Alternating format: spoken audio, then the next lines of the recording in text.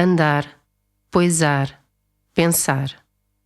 Textos caminhantes de Margarida Agostinho, escritos em Lisboa, Val de Santarém e Vila Franca de Xira entre 2020 e 2024. Um sítio para sentar. Encontro um sítio para me sentar. Toda a presença tenta possibilitar isso. Sinto como a manifestação desse desejo começa logo muitas horas antes, quando concebo que seria bom ir escrever na rua. Mas as coisas não são lineares. Não são simplesmente pegar em mim, sentar-me num lugar e escrever. As coisas são circulares, esféricas, pirálicas. Tenho de apanhar o bom momento, a possibilidade, como se apanha uma onda. E então escrevo no bom lugar. O bom lugar literalmente porque ele se destaca da paisagem, da sua continuidade, especialmente para mim. E o bom lugar no timing, no ritmo do tempo, de maneira a que a presença cure, se harmonize, não faça crispações. Às vezes, creio que estabelecemos os lugares propícios para fazer alguma coisa, como estabelecemos categorias para pensar. Por preguiça do pensamento e da pulsação da presença. Se pensar por um processo que já foi pré-pensado para mim, não tenho de incorrer na estranheza ou deparar-me com oscilações específicas como o bom lugar ou o ritmo apropriado. O mesmo se mantiver a minha presença em lugares pré-preparados para que ela se instale. E então também não incorro no desafio da estranheza. A estranheza não é uma forma de ser diferente, de estilhaçar a norma, de chamar a atenção. Parece-me que a estranheza é um efeito secundário de nos permitirmos pensar selvaticamente, tentando harmonizar-nos com forças muito maiores do que a compreensão, em vez de aceitar brincar a um jogo pré-existente com regras implícitas. Necessariamente o que emana de um corpo que pensa selvaticamente são densidades sentivelmente diferentes do que o que emana de um corpo que só procura saber como é a maneira de fazer as coisas que é aceite no meio onde se encontra. É como se o primeiro constantemente adentrasse densidades e o segundo se diminuísse em torno de uma casca grossa por onde a única coisa que deixa passar são regras através de uma minúscula fenda. Quando falo de densidade não é uma metáfora, é uma palavra que a caneta escreve, decorrente de um estado de presença. Experiencio o corpo como densidades que pulsam com o mundo e que constantemente se harmonizam com desafios reais. Digo reais porque não são narrativas nem necessidades trazidas pelas minhas ideias. São ajuntamentos específicos que sinto e que não têm ainda palavras. Às vezes sinto que quando me ponho a querer entender por conceitos, a primeira coisa que desaparece da minha experiência é a possibilidade de ritmo. E, contrariamente, quando desisto de justapor coisas previamente sabidas e tento com o corpo todo atravessar uma coisa que gostava de conhecer, o ritmo manifesta-se prontamente. Sinto isto no pulsar da caneta no papel ou nos dedos a tocar as teclas do computador. É como se criasse uma bolha de ar, uma almofada entre a sequência de ações físicas que acontecem enquanto conheço. E isso, para mim, tem a consistência de ritmo. Café na Baixa. Continuo numa nova página esta escrita que não quer ir a lado nenhum. Está na rua e sente-se bem assim. Entro num café da Baixa. O café é caro e é bom, mas eles não têm clientes. Realmente. Nunca passei aqui que tivessem. Talvez só à hora do almoço. À hora do almoço nunca passei aqui. Mas será que isso é suficiente? A decoração é de madeira. As plantas verdes são autênticas. Os poucos e bem espaçados bolos na vitrine parecem deliciosos. Os acessórios são caros. Parece que vendem recordações de uma experiência que ninguém quer ter. Não percebo o que há de errado aqui. Talvez a localização? Uma rua onde não há cafés, no lado da cidade, onde não há muito comércio e agora nem turistas, poderiam ser imunes a essas leituras. Não sei quem mantém isto aberto. Quem paga a limpeza das máquinas e a do chão. Ou talvez calhe que cada cliente venha aqui à vez, como num confessionário, e ao longo do dia tenham alguns na conta. A mim preenche-me duas vontades. A de beber um bom café e poder ficar aqui a escrever. Um café para a escrita, numa baixa a modificar-se. Tenho os minutos contados para chegar a casa, mas estes momentos são preciosos. Um prazer escondido num café escondido. A música não é má. Cheira a café moído e aqui dentro as minhas roupas, entre o bege e o preto, fazem mais pandan. Aproveito que não há ninguém à volta para me esquecer de recolocar a máscara.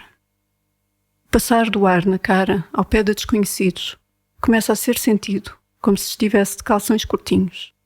Requer um certo estado de atenção. Percebo que essas sensações corpóreas são trazidas pelo somatório de repetições e não têm a ver com o que é suposto ser sentido quando não se usa máscara ou se usa calções curtinhos. São só reações de fundo que o corpo aprende para poder dedicar a sua atenção a outras coisas, como escrever, e desfrutar dessa escrita. Estamos sempre a cada momento a definir o mundo onde queremos viver. E o bom disto é que qualquer hábito é também facilmente substituível.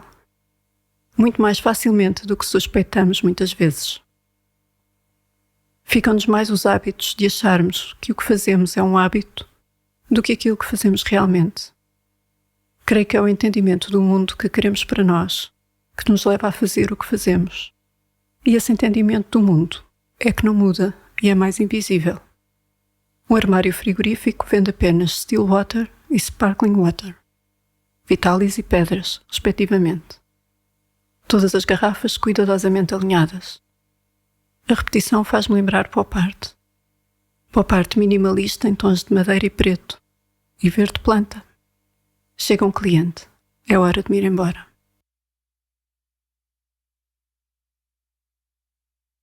Colagem. Hoje sinto importante a necessidade de escrever e colar. Justapor no gesto, escrita, aquilo que ela não quer dizer. Essa coisa de escrever sim.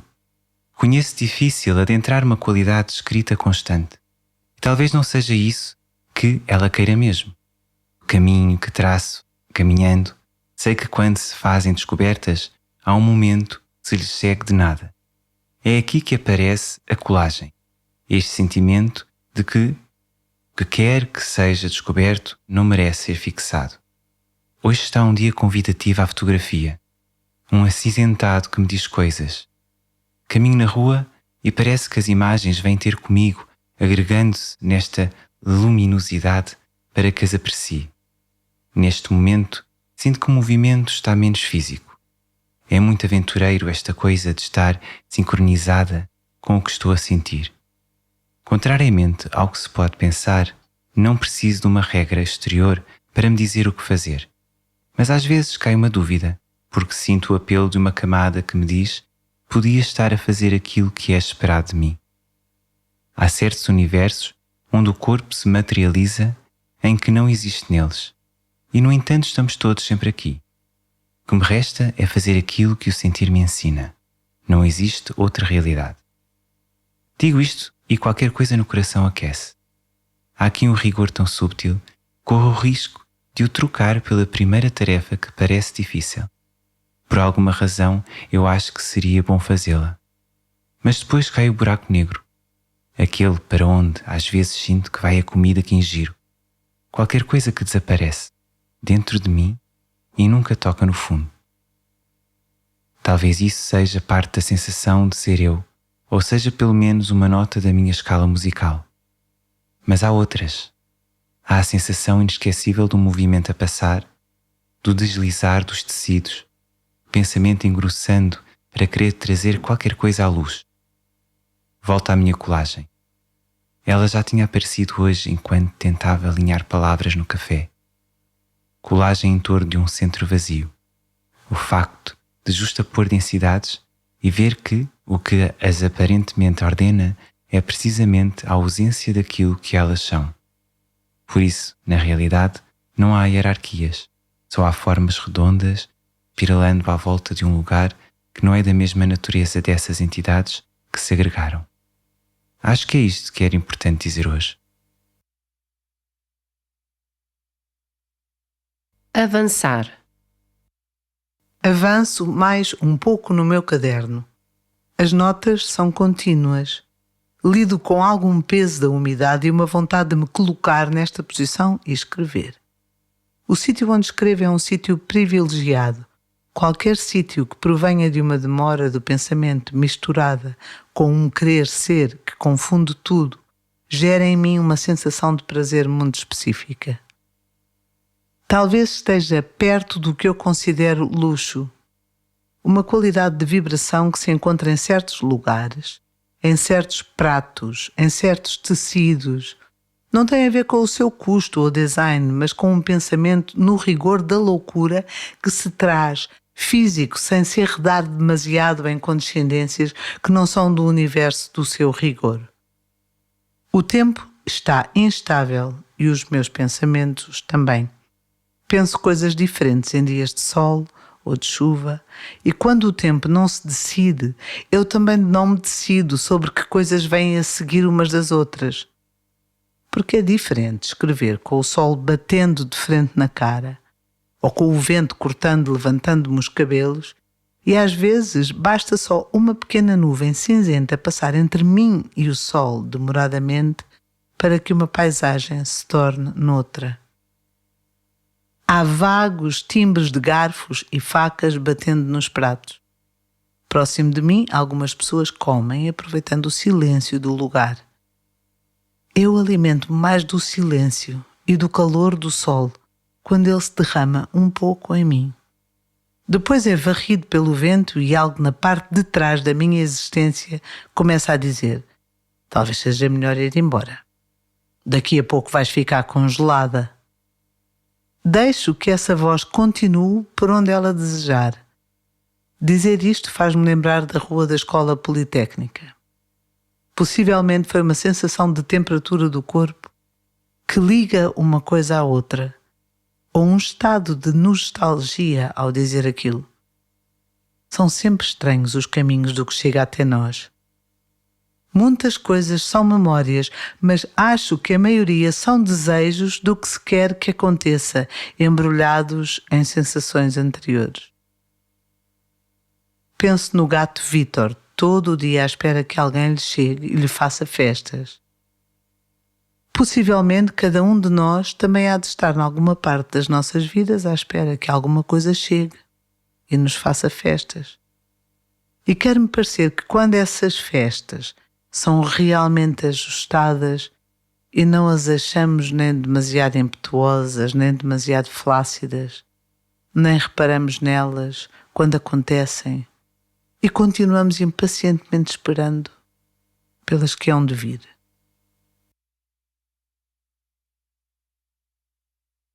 Uma história. Hoje vou contar a história de dois cães. Um deles está sempre empoleirado, espreitando atrás das grades de uma varanda. O outro está sempre aos saltos, e só se vêem os olhos e as orelhas a aparecerem e desaparecerem num movimento circular. Ladram ambos para quem passa. Um sossegadinho no seu posto de vigia, e o outro no seu perpétuo aparecer e desaparecer. Cada um ajustado ao seu fazer, nunca pensaram em trocar de posições, penso eu. Imagino o que possam contar da vida um ao outro, um parado, vendo as pessoas chegarem, passarem e saírem do seu horizonte de percepção. O outro, vendo-as aparecer e desaparecer atrás da parede, sendo que num salto ainda lá estão, e no seguinte já não estão lá. Pergunto-me o que faz um e o outro insistirem nesses lugares. Que falarão um com o outro acerca do mundo lá fora? Se os cães pudessem desenhar e cada um fizesse um desenho do que via, possivelmente seriam desenhos bem diferentes. E, no entanto, estão bem pertinho um do outro, têm os mesmos donos, devem ter um dia-a-dia parecido. No entanto, o desenho não é coisa que preocupe cães, mas sim o que há mais para continuar a ver a partir do posto de atenção que escolheram. Porque o que os parece mesmo interessar é isso para que se dirigem insistentemente, esse mundo lá fora que nunca acaba de acontecer. Escrever no comboio. Escrever no comboio, entre concelhos, viajando. A caneta a ambientar-se aos solavancos. Para quem escreve a andar não é nada, bem haja o treino diário. Estou a chegar a Vila Franca de Xira. Desde que me dei um tempo para descer nas estações por onde o comboio costuma passar a correr, elas já não são o mesmo para mim. Sei como as paisagens se prolongam um pouco para lá do que se vê das janelas, e isso traz um descanso diferente aos olhos que veem e uma forma de estar, enquanto o comboio se detém um pouco na paragem, que vai buscar a confiança a eu demorei-me aqui, eu conheço isto, eu estou só de passagem, mas não estou só de passagem. Fico a pensar em tantas vezes que passamos a correr por paisagens da nossa vida, mas quando alguma vez tomamos tempo para nos demorarmos nelas, mesmo que passemos por ali a correr, o sabor nunca mais é indiferente. Nunca mais é apenas só uma imagem que acaba nos contornos que os olhos veem. É uma teia pulsátil que conseguimos sentir o ritmo, mesmo que seja para o apanharmos em direção ao próximo lugar. E esse dia, em que me demorei aqui, continua reverberando como um momento que me ofereci a mim própria. Uma coisa que constrói no sentido de fortalecimento da minha densidade. Levei-me a passear a mim própria e demorei-me num sítio de passagem, e nunca mais o eu-sítio fomos iguais. Talvez isto não seja nem fazer turismo, nem viajar pelo prazer da viagem. Talvez seja outra coisa ainda. Um desejo de abrir bolsas onde antes era um espaço liso de entendimento e ver como se transforma, tanto eu, como as coisas que entendo, como o que entendo do que é entendimento. Também é bom referir que este dia passado em Vila Franca de Xira não foi pensado como forma de abrir uma demora no contínuo. Foi antes uma coisa que me atravessou a vontade e eu segui a alegria de a fazer. Que seja a alegria e não a tarefa que oriente os nossos afazeres. Como uma rabanada de vento, penteia as flores, todas para um lado, para pouco depois as pentear noutro sentido. Continuo a olhar pela janela. O dia está de sol e o verde é aquele verde quando estão dias de sol. Junto o Tejo lá ao fundo com o Tejo lá ao fundo de quando foi a pé até Marvila. Fico muito contente quando integro por dentro da sensação uma paisagem noutra. Digo na sensação porque andarilhei pelas duas e depois há um clique e a sensação de uma prolonga-se na outra e eu sei que esse prolongamento faz geograficamente sentido. Não é que tenha confirmado no mapa nem ouvido em qualquer lado que Vila Franca está perto do rio e que Marvila também.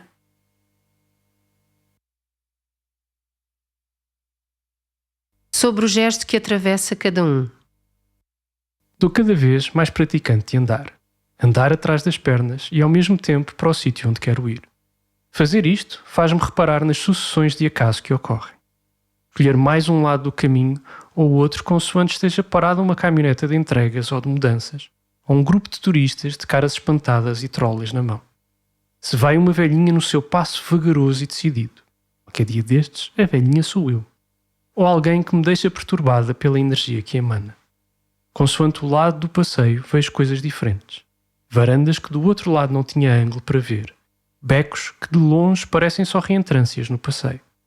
Chegar ao lugar que quero chegar também comporta variações de percurso causadas pelas mesmas particularidades.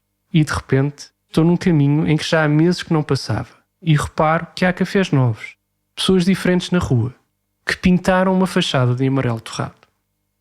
Vou-me entretendo com o tecer do gesto do meu corpo andante.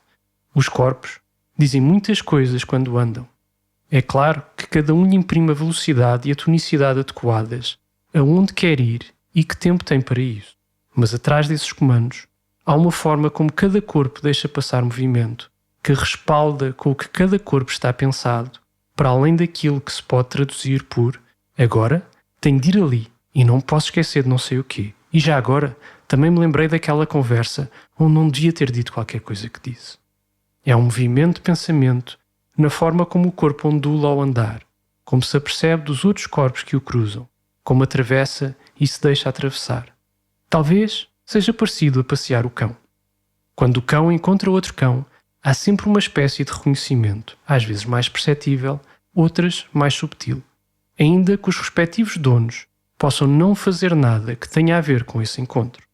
Então, é como se passeássemos esse outro corpo, que ondula e que reconhece outras ondulações, enquanto nós mesmos, enquanto pessoas que andam na rua, talvez no gesto visível, não estejamos a fazer nada que tenha a ver com esse encontro.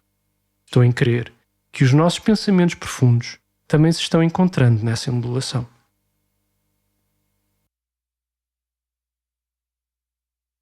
A força que faz e a força que permite fazer. Hoje venho-me cheio desta experiência, de que consigo dizer muitas vezes para mim própria que vou pensar no que vou fazer. Mas na maior parte do tempo o que estou a fazer é a pensar no que hei de pensar e que há um fazer específico que decorre desse pensar. Se faço o que penso, o gesto sai-me desacompanhado, sem profundidade, sem consequências. Um gesto que é rapidamente dissolvido na correnteza onde outros gestos parecidos se acumulam. Mas se estou a pensar no que hei de pensar, há um gesto que acompanha este pensamento. Um fazer que permite pensar. Penso que há uma força que faz e uma força que permite fazer. E essa, a que permite fazer, tem de ser acarinhada um tempo antes, para que os gestos, as ações, fazer, não sejam apenas meras deslocações inconsequentes ou representações ocas, qualquer coisa que não podem ser. A força que permite fazer tece-se a partir de uma direção interna, uma insistência numa direção, um desejo, um sonho. Não um desejo já todo desejado, nem um sonho já todo sonhado, mas uma forma de entender as coisas que tem em si o desejo de entender as coisas. Porque nesse desejo de entender as coisas há uma forma de entendimento das coisas, que não aparece se o desejo de entender as coisas for apenas a vontade de decifrar, desmontar o como as coisas são feitas. Aí é só a força que faz que aparece, mas não se contam os segredos da força que permite fazer. Um conhecimento sem espessura, mero decorrer de factos, sobreposição de hipóteses. Mas há um querer conhecer que implica um posso, que interroga a força que permite fazer e lhe pergunta se ela acolhe o conhecedor, se ela permite que o conhecedor conheça. E assim, a força que faz conhecer é trazida pela mão da força que permite conhecer, faz aparecer um conhecimento potente, silencioso.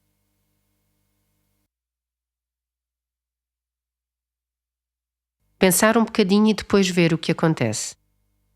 Às vezes gosto de pensar comigo mesma como se estivesse na mesa das crianças, sem me importar com a lógica ou garantir que o assunto é o mesmo do início ao fim do raciocínio, se o raciocínio é limpo ou mesmo se existe alguma conclusão com esse pensamento. É como abrir um livro e ler um bocado sem estar demasiadamente preocupada com saber dizer sobre o que é a história ou quem é o personagem principal.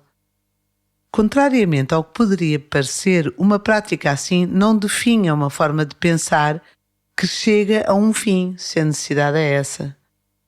Deixar um pensamento a meio ou não me agarrar a ele de forma suficientemente forte para que possa ser atravessado por outras questões ou sensações só me parece tornar a atividade de pensar mais robusta e deliciosa.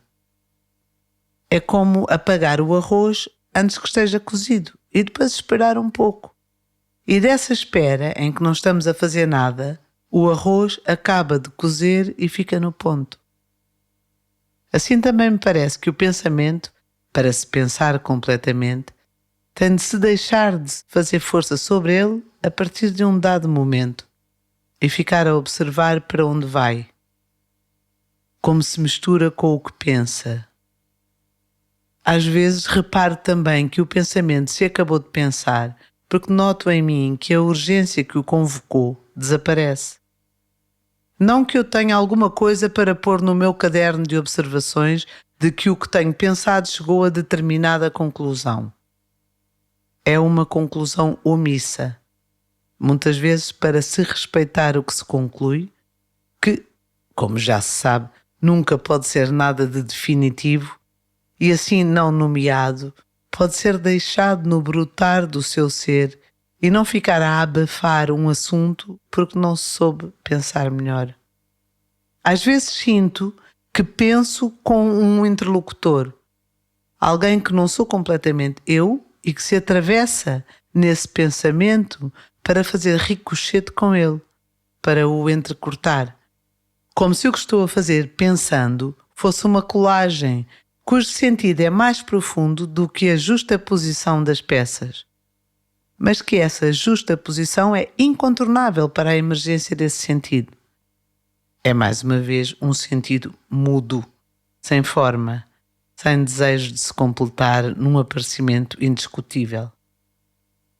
Quando faço saquinhos de pano à mão, deparo-me com não ter descontado espaço suficiente para as costuras, com a forma de escorregar de cada tecido sobre o outro, de ser difícil para a agulha atravessar 4 camadas de tecido, dependendo do tecido e da trama que o compõe. De que há tramas que aconchegam o ponto e outras que o querem desalinhar o tempo todo. E normalmente não volta atrás. O saco lá se vai fazendo através de todas estas considerações. Às vezes sai mais pequeno ou maior do que eu tinha imaginado. Às vezes não tem um bolso porque quando o pensei já não dava jeito para cozer.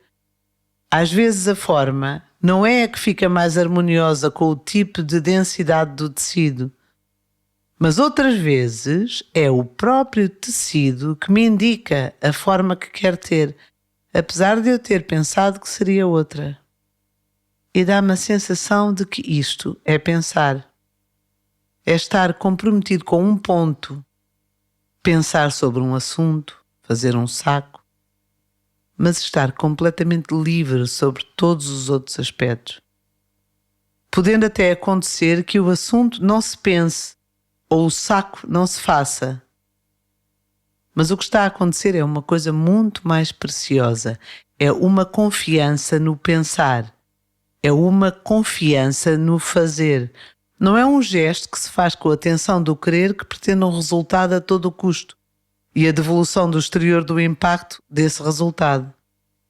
É a confiança interna que amansa a mão que costura ou o corpo que pensa, sabendo que a vibração de estar com o mundo dessas coisas que se fazem, se pensam, não dependem da aprovação de nada para que existam. Porque elas sabem que são sempre completas e incompletas ao mesmo tempo. São caminhos que apontam, mas nunca são um fim último. E, no entanto, existem enquanto coisas do mundo.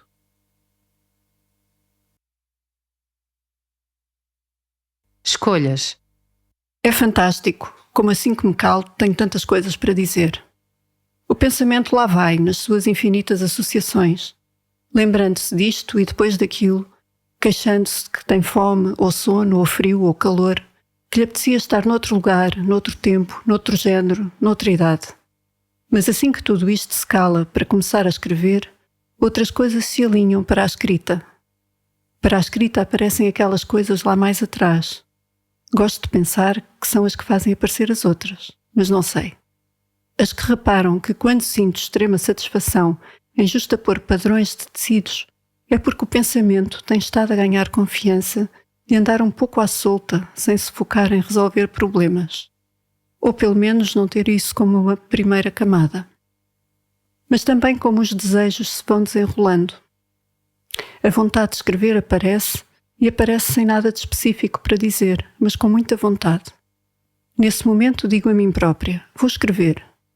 E o pensamento suspende, como naqueles momentos em reuniões, onde todos se calam, depois de terem estado a falar ao mesmo tempo. Então, uma voz vinda de outro lugar, uma que não tinha falado até ali, avança uma hipótese. Quando me calo, tenho imensas coisas para dizer. E lá vai ela contente, discorrendo sobre esta sensação. e eu aproveito para fazer literalmente o gosto ao dedo. Passar os dedos nas teclas, ouvir o barulho relaxante das mãos no computador e ir vendo o texto aparecer na tela. Pois é isso. Quando me calo, tenho imensas coisas para dizer e vejo-me a andar por elas como quando sobreponho tecidos, ou penso em passos de dança, ou me deito no chão à espera do movimento seguinte, que nunca é igual ao que eu imaginaria que ia fazer quando ainda estava de pé. Esta coisa de não irmos decidindo, mas escolhendo, que a cada viragem não é um mundo que desaparece, mas é mais uma camada de considerações que se sobrepõe e que não aumentam as hipóteses da equação, porque não há nada a resolver, só escutar e escolher. E também não há pena que essa escolha dê lugar a outra, porque nunca se perde a potência de se poder escolhê-la outra vez, mesmo que seja noutra vida, noutra idade, noutro género, noutro tempo. Pensar. Dá a ideia que pensar é ficar a matutar numa coisa, ser cenários possíveis e prováveis mediante o conhecimento das variáveis que disponho, ou então estabelecer o território sobre o qual quero pensar definindo o ponto A, ou onde estou antes de pensar, e o ponto B, onde chego depois de ter pensado. Também há outras formas que assentam na pergunta: como funcionará? Avaliando para o que poderá servir a questão que quer pensar e, portanto, como se comportarão as partes que a compõem em função dessa funcionalidade. Mas, para além destas e de outras articulações de pensamento, intuo que há outras maneiras de o elaborar, resultam de demorar com o que quer pensar, sem estar já a resolver essa matéria, arranjando-a já de uma maneira favorável a um caminho pré-definido. Será, portanto, um pensamento que não é para resolver problemas, nem para interrogar como são modos legítimos de pensar ou como poderei pensar melhor nas coisas. Talvez uma membrana pensamento entre mim e as coisas se vai tecendo na duração dessa demora de pensar, considerando que aquilo que posso conhecer e por isso trazer à fala, à escrita, ao desenho, à sensação, ao diálogo interior, é uma frecha dessa coisa com quem eu estou demorando em pensamento, que está em relação com a minha densidade, com quem vou sendo nessa demora, mas que não se estanca em qualquer fronteira que eu queira definir para conter o que quer dizer, o que desejo escrever, o que vou desenhar, estou a sentir, ou o que sou capaz de contar a mim própria. Dessa ação de demorar em pensamento emanam matérias de pensamento que, embora sendo dizíveis, podendo ser contadas ou desenhadas, não se acabam naquilo que foi dito, contado ou desenhado. Não são, portanto, resultados de um pensamento no sentido de conclusões, que, ainda que provisórias, almejam um dia poder vir a ser definitivas, mas lampejos cujo conteúdo de pensamento está presente no fazer do gesto que os traz e não no resultado que ficou desse fazer. Qual é a pergunta? Desconfio que somos um adentramento no mundo em perguntês. Quando lavamos os dentes, olhamos pela janela do autocarro. Paramos num sinal vermelho. Nos desviamos de uma cadeira ou pegamos num papel. O fazemos de forma particular e inconfundível. E que essa forma de espraiar os olhos numa paisagem, de pegar no garfo para comer arroz, de parar subitamente a marcha porque nos esquecemos de alguma coisa, é, no lugar da sua emanação, uma forma de perguntar mundo em nós próprios és. É uma pergunta para a qual a duração da vida é a resposta, passando de pergunta a resposta no arco dessa sua experiência de viver e, ao mesmo tempo, a cada momento, na devolução do mundo.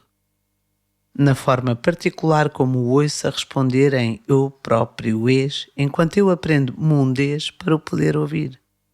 A escuta, o mundês que aprendo, está no arco do braço, quando leva o garfo cheio de arroz à boca, quando deixo entrar na consideração a cadência larga dos passos de alguém que quer apanhar o autocarro.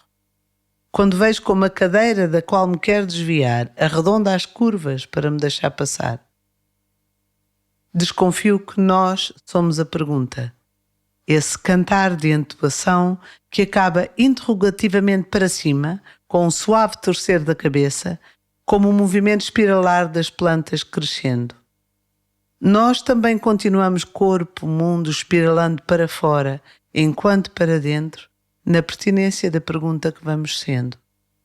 Não se trata de perguntar o quê, porque isso é minimizar a alegria a favor de uma desculpa para calar o movimento.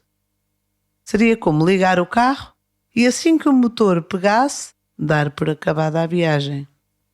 Trata-se de perguntar a pergunta, de fazer passar por esse corredor de ar a que só nós temos acesso por estarmos a ser nós mesmos, uma ondulação que, ao reverberar nas paredes desse corredor, nos apanha de volta, trazendo-nos novidades que atualizam a pergunta, permitindo-nos ter cada vez mais confiança em perguntar a pergunta, em encontrar-me perguntando, em nunca chegar ao fim da viagem, portanto.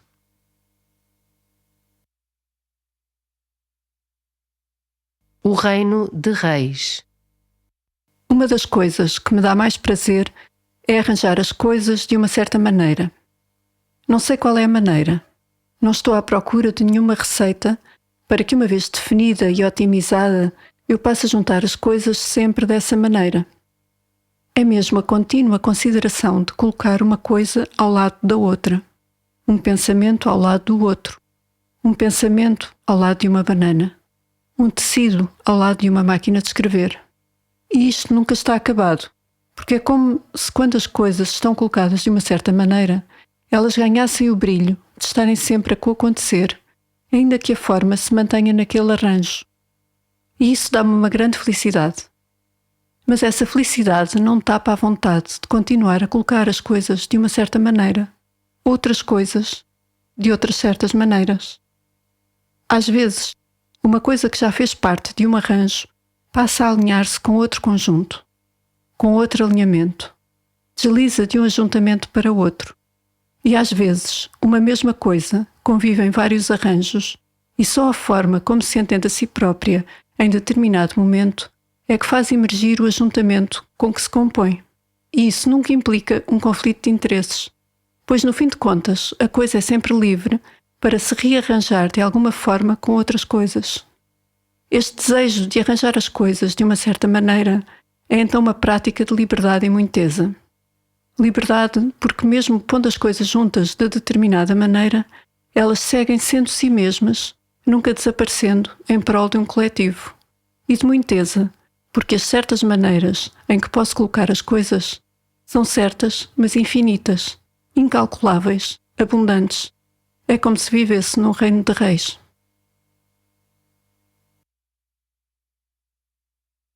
Sobre acentuação. Hoje estava a reparar na relação que há entre o pensamento e a acentuação.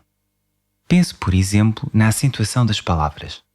No facto de, numa língua, elas serem maioritariamente acentuadas de uma maneira, e de que, quando o são de outra, são os acentos que assinalam essa outra ondulação ocasional, diferente da de base. O facto de uma língua ter a acentuação das palavras naquele lugar e não noutro conta histórias de como o pensamento se enruga para se relacionar com o que quer pensar. Penso nos ritmos, nas músicas que pousam numa insistência rítmica que insiste em determinada região, e de como nessas músicas e nas letras que as suas melodias trazem também se exprime determinada ondulação de pensamento que já quer dizer alguma coisa. Tudo isto faz parte do pensar. É já uma fisicalização das possibilidades que se estão a tecer para que o movimento passe e, numa fase muito posterior, nos venha falar das coisas, e numa ainda muito mais posterior, do que é que acha delas ou do que as distingue uma das outras. Acho piada esta necessidade de perguntar pelo limite das coisas, porque me parece uma pergunta feita ao contrário. de um lugar onde não nascem as perguntas. Na nossa direção ao mundo, consideramos, e esse considerar cria manchas de percepção que vamos tranquilamente chamando de coisas. Mas depois, uma pergunta, vinda por um outro acesso completamente distinto do da minha vibração de pensar, pede-me para distinguir. E eu aceito esse pedido, assemelhando-o a um gesto interno, como um vírus procede com as células. Pede-me para dizer por que é que acho que é diferente uma coisa da outra, quando me parece que o primeiro movimento que me fez dizer uma coisa e depois outra coisa não partiu de ver uma descontinuação de uma coisa que era a primeira para me obrigar a dizer outra coisa. Parece-me mais foi outra onda de direção de mim ao mundo, que revelou outra coisa, sem no entanto me esquecer que já tinha dito uma coisa da ondulação anterior. Essas ondulações e o mundo têm uma vibração específica, cogerada pelos corpos à minha volta que me vão falando, falas invisíveis, onde pôr o peso para fazer inverter a direção eu-mundo para mundo-eu, e o mundo me falar de si ao meu pensamento. Acho que é assim que nascem as palavras e a sua acentuação, os ritmos e a sua acentuação, as melodias e aquilo que transmitem pelas notas são acentuadas. Dá-me a sensação de que tudo isto é pensamento e de que a operação de distinguir as coisas é muito menos pensamento do que isto.